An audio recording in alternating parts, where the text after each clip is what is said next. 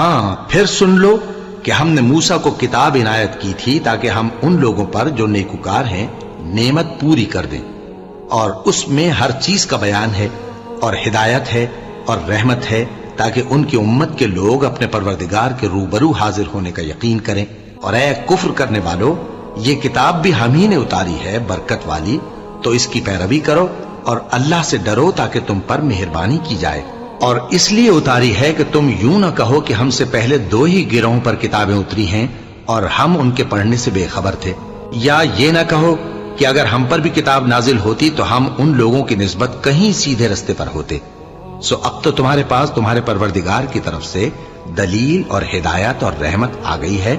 تو اس سے بڑھ کر ظالم کون ہوگا جو اللہ کی آیتوں کی تکذیب کرے اور ان سے لوگوں کو پھیرے۔ جو لوگ ہماری آیتوں سے پھیرتے ہیں،